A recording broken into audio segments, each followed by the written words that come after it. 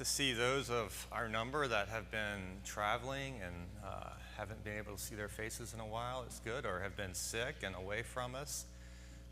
Good to see the Marsons back with us. Debbie, it's good to hear you this morning. Hope you're progressing well. Thankful for everybody here, and look forward to our discussion this morning, and in Nehemiah chapter 4 as we continue our study of Ezra and Nehemiah. Let's go to our Father in prayer this morning before we do so. Our holy and righteous Father in heaven, we are eternally grateful that you love us so much that you desire us to be drawn closer to you. We're thankful that you have provided the means for us to stand cleansed before you, that your Son so willingly fulfilled your will that we can be brought closer to you. We ask you to forgive us of those times that we have sinned against you, that we can be clean and holy in your sight as you have called us to be. We're thankful that you've given us the word, that we have the opportunity to study. We're thankful for the relationships that we have here this very morning, that we can engage each other in our thoughts about how to apply and understand the things that you've given for our edification and for our betterment. As we look at the children of Israel, the way that they interacted with you, and the lessons that are there contained for how we as a church today interact with you. We ask for your blessings on all of our classes this morning, that they may be productive, we may grow as a result of them, and in all things that your name may be glorified. In your Son we pray, amen.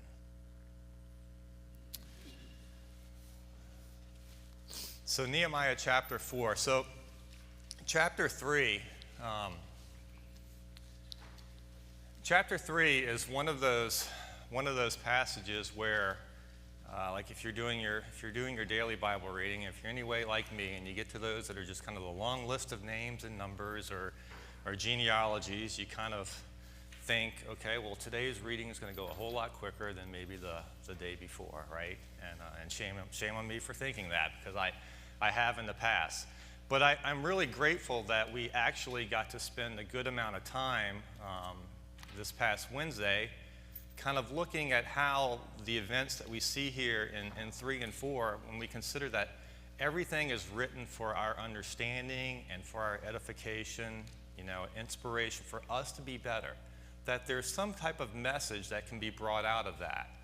And when we looked at chapter 3, I thought it was very enlightening that we saw how within those there in Jerusalem, everybody, and it says here in chapter 4, but they had a mind to work. Everybody came together. No matter what station in life you may have found yourself in, we had the high priest. We had those who lived outside of Jerusalem. We had those who were rulers of the district. We had those that were sons and daughters. It didn't matter where you were in your station in life, but each realized that they had an opportunity and an obligation to kind of help fulfill the Lord's work, the work that had been put into the heart of Nehemiah. And so they all pulled together to kind of, take care of that very important project, to build the wall of Jerusalem, that they would no longer, as it was described, no longer suffer derision or be a reproach. And we looked at a few passages at the end of class where we kind of drew the analogy between ourselves and how we are members of the body, and we each may have a unique attribute, an eye or a foot, yet we're all equally important to working and building each other together. And I thought after class and in preparation for today, another passage kind of struck me that I'll kind of put in your thoughts at the beginning of our study today. In 1 Peter 2, in verses 4 and 5, there's the picture and the idea of us being living stones that are being built one upon another into a spiritual house, all centered upon a very chief cornerstone that was rejected by men. And when we think about ourselves and our imperfections and the sin that we carry, yet we are cleansed by by that cornerstone. We are cleansed by God and built upon one another. I just found the imagery of what is being done here, of taking stones that were rubble and charred and burned and being built one upon another. It just kind of struck my mind as we kind of draw that corollary between reading an event here that's taking place in Nehemiah and in Jerusalem, and then what we are as a building of God, a spiritual holy house. So chapter 4 this morning, we're going to see that everybody has been brought together in as we read about in chapter 3. Chapter 4, it's going to present different challenges and difficulties that's going to test their unity, right? They were all together with one purpose. It's going to test how well have they pulled together. It's going to test how well they respond to challenges. And I think we'll be able to, probably draw some applications and make some own mental applications to ourselves as to how well do we as a body respond to challenges. How well do we pull together when there are difficulties that are overcome? And learn from what actions do they take as we kind of study here in Nehemiah chapter 4. So I think we'll see, I've kind of got it broken down. There's probably about 3 different challenges that they get presented with.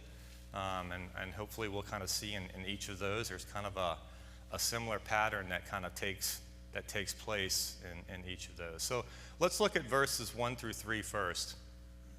It says in chapter 4, Nehemiah chapter 4, verse 1, "Now when Sanballat heard that we were rebuilding the wall, he was angry and greatly enraged, and he jeered at the Jews. And he said in the presence of his brothers and of the army of Samaria, 'What are these feeble Jews doing? Will they restore it for themselves? Will they sacrifice? Will they finish up in a day? Will they revive the stones out of the heaps of rubbish and burn ones at that?'" So we've been introduced, we've been introduced to Sanballat before, right? So it's interesting, when he heard that the wall was being rebuilt, he was angry and greatly enraged. Any thoughts as to why?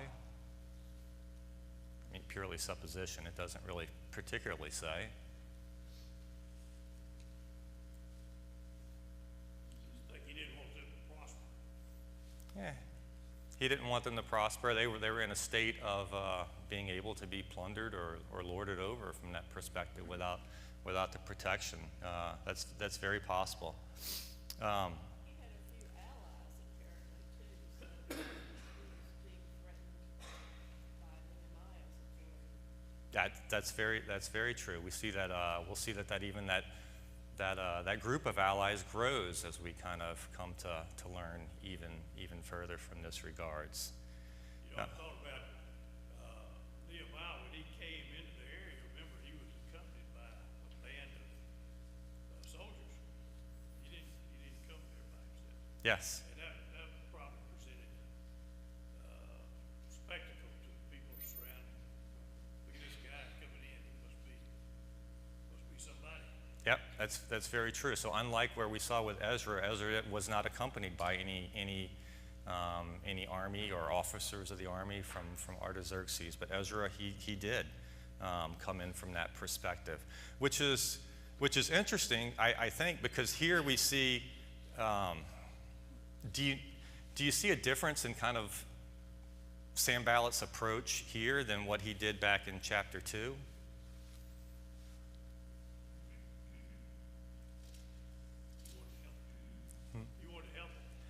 Back in chapter 2, in verse 19, when he kind of first, after I think it was like, the big reveal that Nehemiah, after kind of walking through the evening and the night, surveying the wall and stuff. Verse 19, it talks about Sanballat, Tobiah, and Geshem.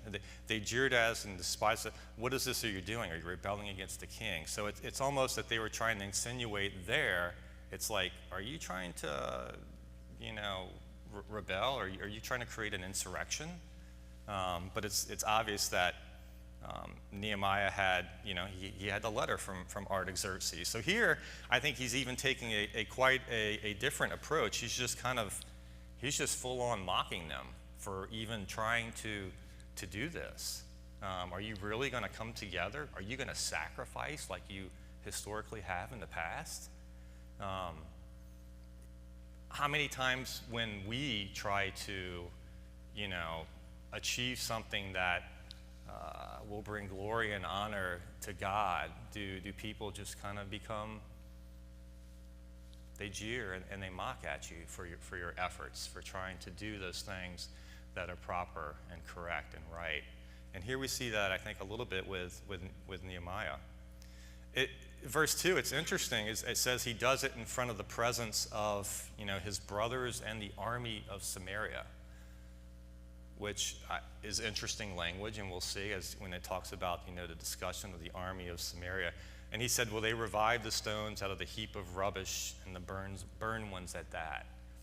And if you remember, if you still have the map from Wednesday night where we kind of showed the outline of the wall during the days of Nehemiah, and we talked a little bit how on the eastern side with the Kidron Valley that it tends to believe that that's where majority of the most violent destruction kind of took place in terms of the walls. Because even Nehemiah, when he went out that night, if you remember, he went out from the Valley Gate, which is on the west side, and went down around the Dung Gate, and then came back up, and there came a point where he couldn't even no longer travel with what he was riding on. It was impassable. He had to get off and continue on by foot, which kind of spoke to the level of destruction in terms of the walls. So, here we see Sanballat even kind of alluding to that. Are they going to take these heaps of rubbish and burn ones at that? And then Tobiah joins in with it. What does Tobiah say?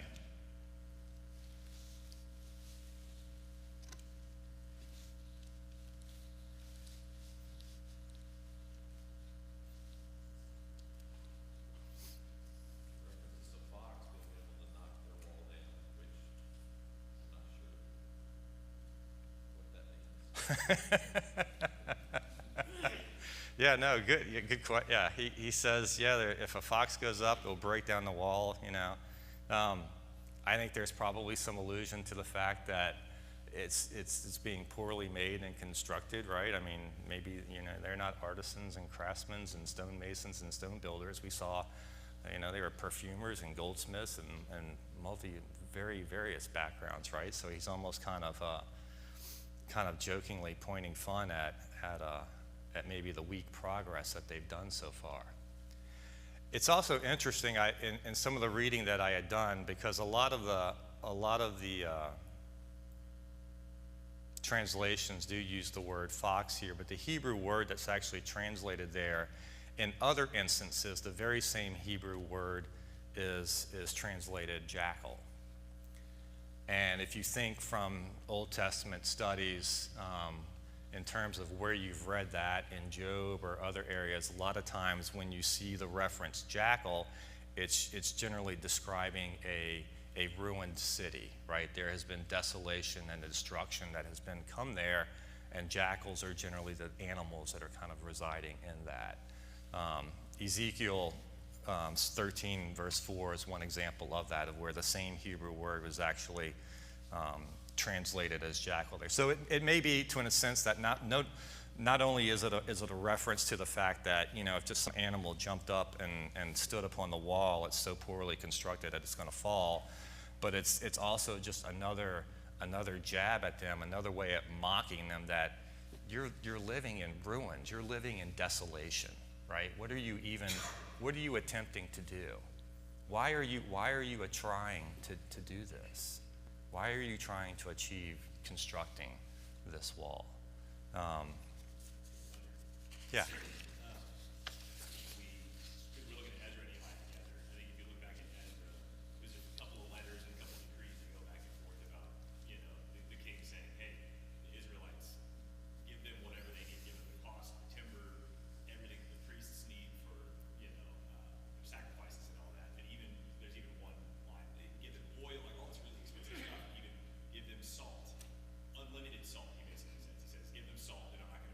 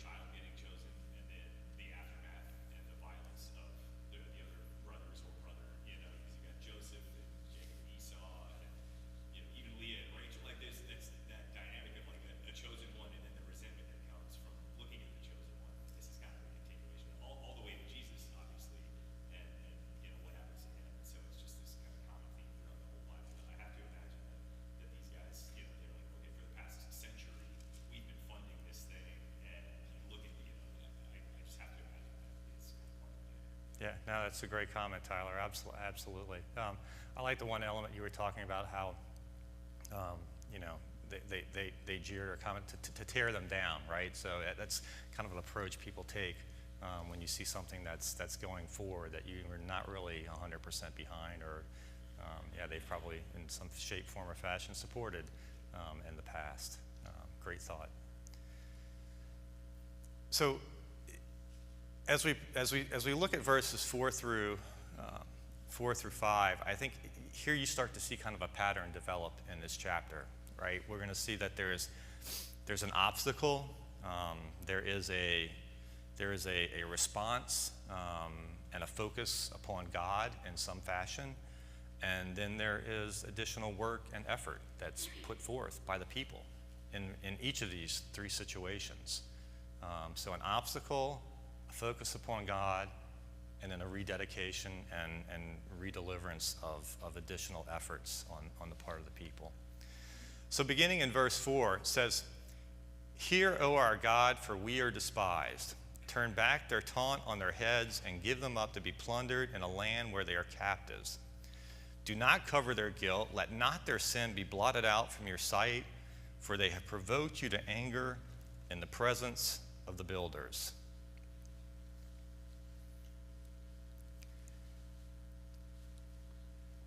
I don't know about you, but I kind of read this as if, you know, this is your first time kind of passing through this. It's a little bit like the Ezra 10 perspective, right? It's like, you want me to put away my wife and children? What did I just read?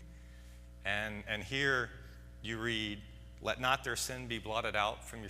Well, I thought we were supposed to be, you know, compassionate, forgiving type of people and individuals, and how does that kind of balance with that?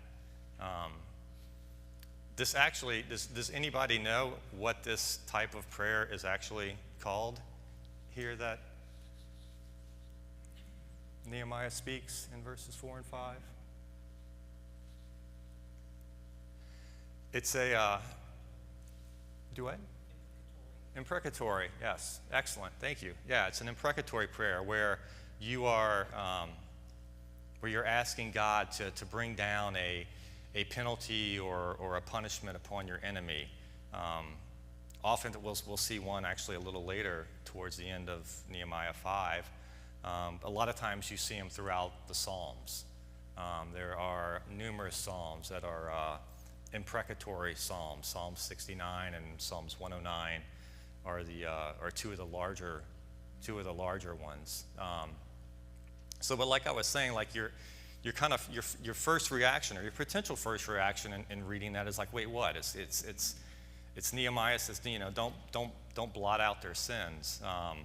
But there's a couple of things I think we need to keep in mind when you kind of look at imprecatory prayers or imprecatory psalms, and particularly in this time. The first thing I think that is very critical in every instance that you see these is that there's no expression of personal retaliation or revenge. It's always about God. It's about His honor. It's about His reputation. And there are requests for God to take vengeance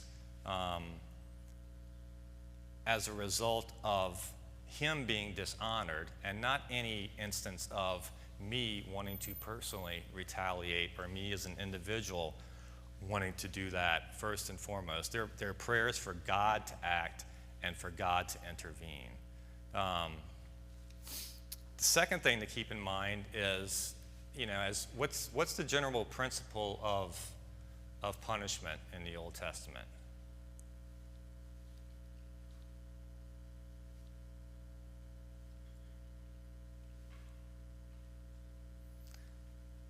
I think there's like an overwhelming sense of, you know, of retribution. An eye for an eye, a tooth for a tooth. There is an equality to the punishment that is kind of typical to the severity that is brought forth to you. So when you look at this imprecatory prayers, which probably Timothini would really love, right? They're actually poetry in motion that is really what Nehemiah is doing here in these passages. He's basically saying, if the city of Jerusalem has no walls that have been built around it, would it be secure? No, right? It's fully opened to be plundered. So when we look at here, he's saying, turn back their taunt on their own heads, give them to be plundered in a land where they're captives.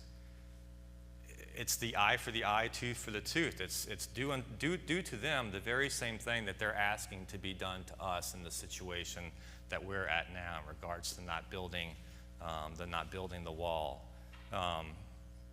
They want their city to not have security around them. Let that happen to them. It's very interesting. Same, like I looked at reference one, Psalm versus Psalm 69. Which is interesting, because generally you look at Psalm 69 and you think of that's one of the passages that's quoted in regards to Jesus, right? When he was cleansing the temple, he talks about how zeal for his house has consumed him. But even also within Psalm 69, verse 24, it says, pour out your indignation upon them, let your burning anger overtake them. An example of this imprecatory type psalm or an imprecatory prayer, to where it is God taking vengeance for being wronged, not for yourself taking vengeance. Any thoughts or comments in regards to that anybody has?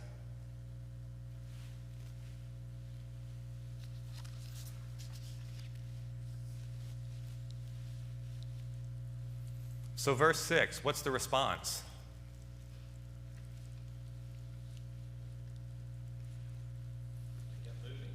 They kept moving. They kept working. They built the wall. They joined it to, it says they built the wall. It was joined to half its height.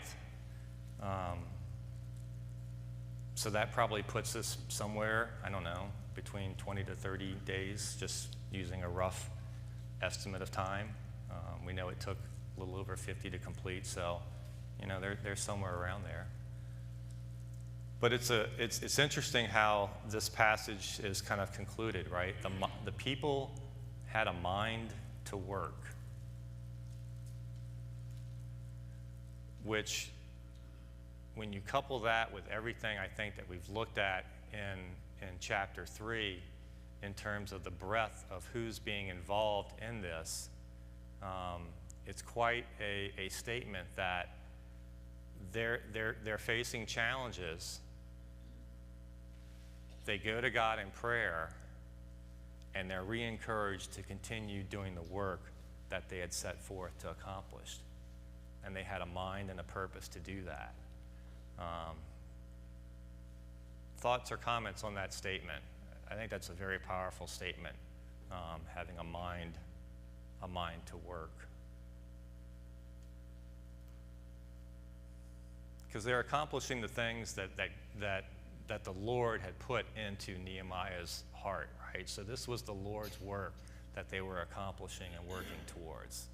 I think that's the critical, analogy to us today as we face difficulties and challenges that we'll see here again and again.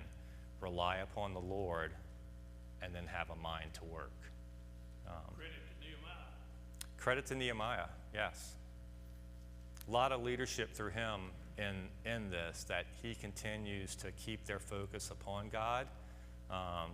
We'll see him in the next one. It's almost like he kind of gives them, I would describe it as he gives them a pep talk, right? He kind of rallies the troops and he gives them a pep talk about where your strength lies. It's not in yourself. Your strength lies somewhere else. And when you realize that, you can accomplish great things. When you don't realize that, that's when you don't accomplish great things, and division and everything else can occur. It's easy to have motivation in the early stages of any project or something that's been worked on. For someone to be able to kind of push that through when people are kind of running into issues, or in this case, being derided by external individuals. That's when you see the true their true character. Yeah, true character. I mean, the walls are halfway up. I don't know if that's literal or not, but my understanding is these walls were pretty massive in nature. So if you see something of that amount of progress we made, you can see why a Samaritan army would not be favorable, not take one. Yeah. No, absolutely, absolutely. We'll see that a little bit to your point about when we get to verse 10. So verses 7 through 9, here's the what I would describe as kind of the second challenge that they face, right? So it says, Sanballat and Tobiah and the Arabs and the Ammonites and the Ashdodites heard that the repairing of the walls was going forward. So, their attempt at mockery was not being very successful. The breaches were beginning to be closed. They again were very angry, and they all plotted together to come and fight against Jerusalem to cause confusion in it. And we prayed to our God and set a guard as protection against them day and night. So here we have a plot, not only two things, right? Number one, the intensity's amping up. So, it started off with just like, oh, are you trying to rebel against the king? And now it's like just full on mockery of what are you trying to accomplish? You're not building this very well. To we're gonna come and attack with an army. And so the intensity is going up in terms of the challenges, and the breadth of it is going up in terms of who's challenging them, right? So we've seen a few of these before. We've seen Sanballat, we've seen Tobiah. Now there's a new one on the horizon, the Ashdodites. Does anybody remember where Ashdod is?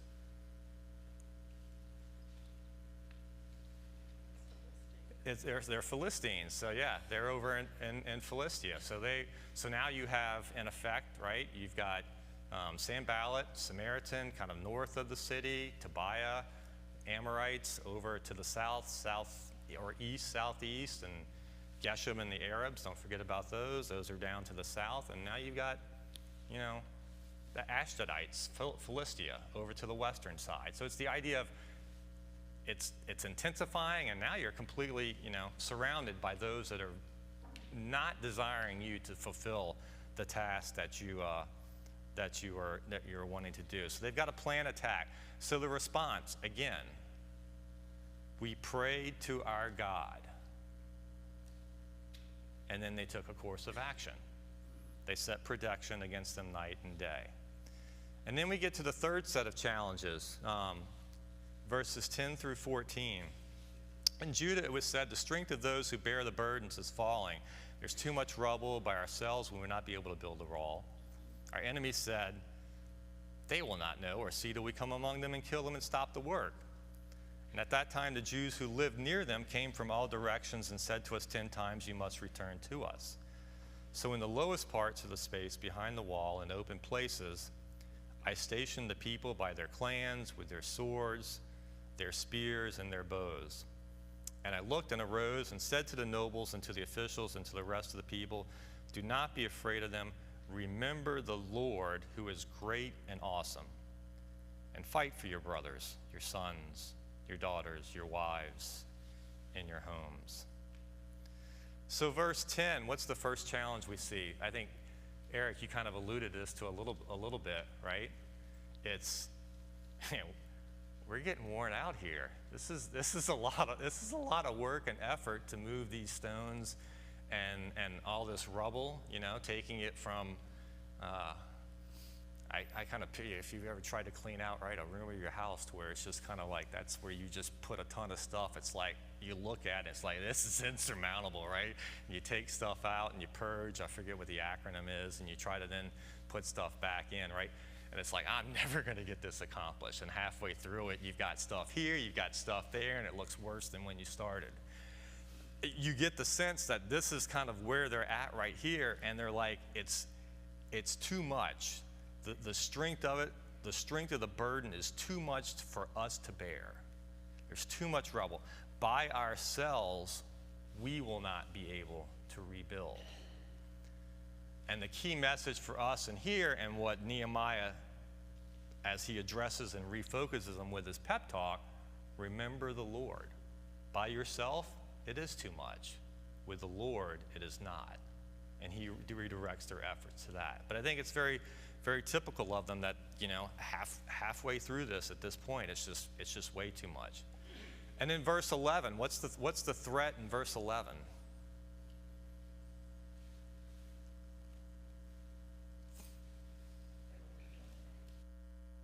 Trait, right? Yeah, there's going to be spies among us. So you can imagine you're working on the wall, and it's like you've heard the rumors that they're trying to come in and cause dissension and slowly kill, and who's that over there walking to and you're constantly kind of worried and a little bit of paranoid about that happening. Verse 12. What's the threat that presents themselves in verse 12, or the challenge?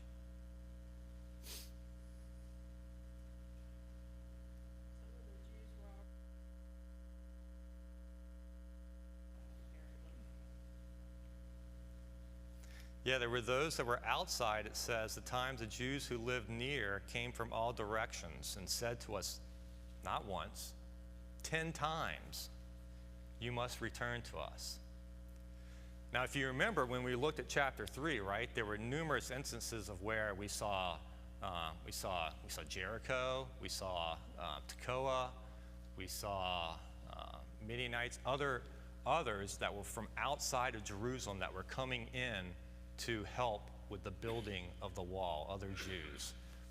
And so I think here you've got this instance to where if you've got Sanballat and Tobiah and all these others threatening attack, the word of that has kind of infiltrated, the surrounding areas. And what's kind of the logical perspective is that if your family or your loved one is in there working on that wall in there, don't stay there. It's not safe. They're going to you need to come back to us, which sounds just very natural, right? So you've got people who are tired and they're fatigued in verse 10. You've got enemies that are seeking to sneak in, and then in verse 12 they've got their own Jews that are on the outside. They're trying to erode the morale of our own workers. So again, leadership, Nehemiah takes action. Verse 13. In the most vulnerable spots within the wall, the ones that probably were not to the most highest places, right, that provided protection yet, so that if an enemy were to attack, they're going to go to the weakest points. So at that point, he stations the people by their clans with their swords, their spears, and their bows. And in verse 14, I look to the nobles and to the officials, and he gives us, this great pep talk. Don't be afraid. Remember the Lord, who is great and awesome. Very God-focused. You are not alone. You have a great and awesome God who is with you. God is with us. God's good hand is all this. Nehemiah, his prayer back in chapter 2, God is going to give us success. That has always been his ethos that he has lived by. We've said it already, like if we think that we must do the work ourselves, we'll become discouraged, we'll become overwhelmed. But when we remember that God brings the success and we cannot succeed without him, then we can have a mind to do the work, much like it's described here of these individuals. I think it's great. Of all the lessons in Nehemiah, I think right here is probably the greatest one. Because, we can do that as individuals and even as a church. We're not going to be able to do that. We can't do that. I can't do this. I can't do that. And we forget that with God on our side, we can do it. And I think the verse 9 has always really impressed me. They prayed to God. But they didn't just sit down and wait for God to act. Mm-hmm. They placed a guard, set a guard, and they started work. Yep. And I think that's a great lesson to us today in that regard. Yeah, it's a great point, Jackie. We constantly see an obstacle, prayer, and action. And in regards to your comments on verse 14, he concludes, right? He says, fight for your brothers, your sons, your daughters, your wives, and your homes. I mean, the message is for us today as well. The message is for us as this group, as we are a spiritual family, right? Hebrews 10 and 24, we come together to stir up one another to love and good works. If we don't think that there's not evil out there trying to attack us, we're very much deceived, and we will not be accomplished in what we need to do for the Lord. If we don't, as a body of his believers, have a sense of being surrounded and needing to pull together, to fight together, then we're going to be like those that are trying to be separated out here, and the enemy's going to come in, and the work's not going to be done. So not only did they fight for their brothers, your sons, your daughters, remember the Lord. That's very critical and pertinent, I think, to us today. I think great comment about verse 14. Anybody? Yeah, Gary. Just to kind of piggyback on what Jack said, it reminds me of, he's trying to tell them, have faith in the Lord. And I wonder if Nehemiah is thinking back to the covenant that God made with Abraham for Jewish people, and he said, I'll fight your battles if you're faithful to me. Well, it's been a long time, and he's trying to, I think, remind them, God will be with you because he promised you that he'll be with you, but you have to serve him. Yeah. I think they probably have forgotten that. Yeah. And need to remind them that. It's been a long time since they Yeah. Great comment. been out of captivity or been out of a while. Exactly. We saw that in the first chapter of Nehemiah in his prayer there, where he was referencing a lot back to God's promises in Deuteronomy to bring them back and to restore them. So that's very, very critical upon his mindset. Verses 15 through 23. Verse 15, when the enemies heard that it was known to us and that God had frustrated their plan, we all returned to the wall, each to his own work. So again, you see the action. I'm not quite sure exactly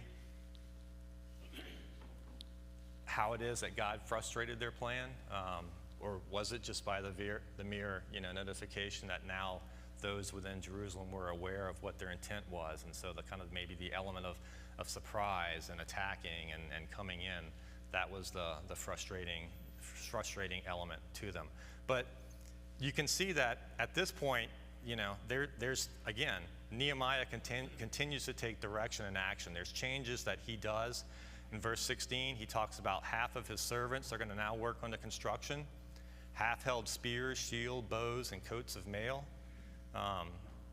Don't know if you noticed, but I mean, this is a little bit different than the group earlier. Now you've got ones that have armor, right? Coats of mail and shields. So I don't know if when they were using the term reference and servants here, is he referring to those very soldiers who traveled with him, that he's now utilizing them and their armament for the defense on the building of the wall? And the nature of what they're doing changes, right? So verse 17,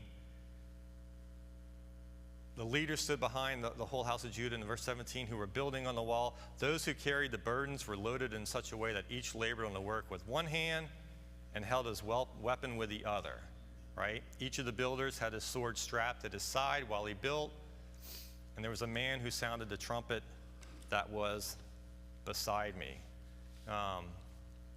And I said to the nobles and to the officials and to the rest of the people, the work is widely spread. We're separated on the wall, far from one another.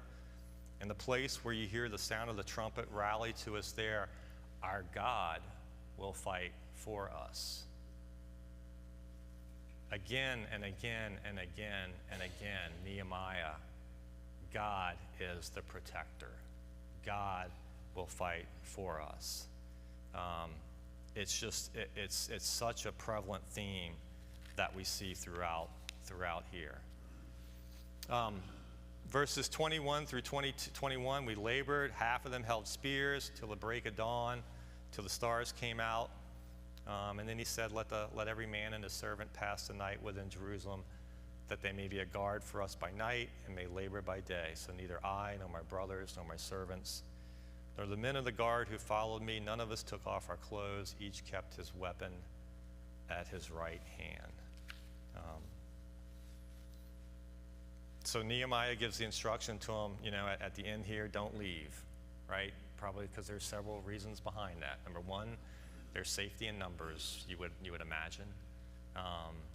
Number two, there were the ones from the Jews from the outside telling them, come leave, right? Come back. So there's the threat of, not to use the word desertion, but if they left and come back, they may not come back and work on the wall together from a time perspective. So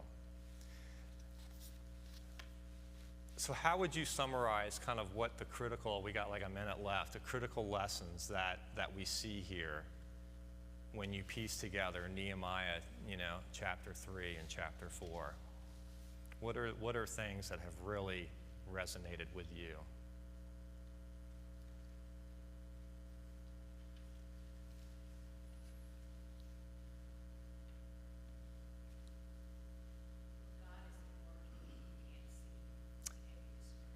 God is at work even if you can't see him, and don't be discouraged as a result of that.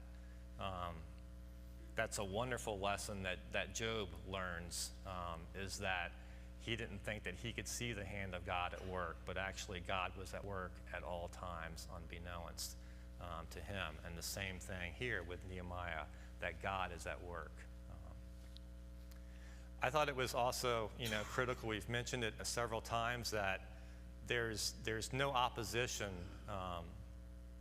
There's no opposition, regardless of how it may progress in strength or size, that can't be overcome by reliance on God and by his obedience to him. This was a great task that they had presented before them, but there's always going to be opportunities to make excuses. There's always going to be opportunities to not be involved. There's always going to be opportunities to sit on the sidelines. But the people here had a mind to work because they relied upon God, and any opposition that they faced could be dealt with. And any opposition that we ourselves face can be dealt with if we rely upon God. Debbie? And if we keep working, yes. And if we keep working. In each of these, yes. Obstacle, prayer, effort in every of this. Good point. Okay. Thank y'all very much. We will be Nehemiah chapter 5 on Wednesday night.